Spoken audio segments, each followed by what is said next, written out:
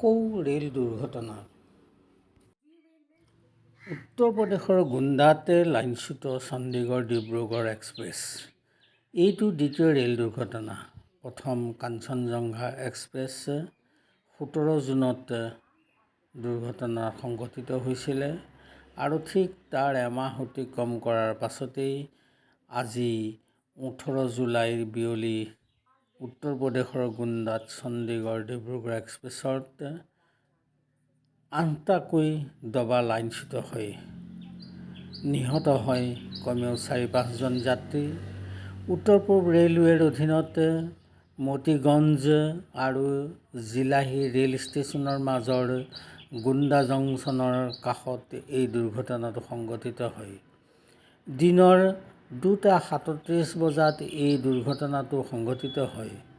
চালকগৰাকীয়ে জানিবলৈ দিয়ে যে এটা প্ৰচণ্ড বিস্ফোৰণৰ শব্দৰ পিছতেই ৰেলখনৰ কেইবাটাও ডবা লাইনচ্যুত হয়।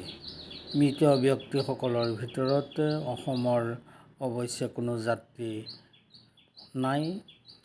দুৰ্ঘটনাৰ পিছত এই পথেৰে অহা যোৱা কৰা কেইবাখনো ৰেলৰ চলাচল চৰকাৰে বাতিল কৰে আৰু অন্য পথেৰে চলোৱাৰ ব্যৱস্থা কৰে।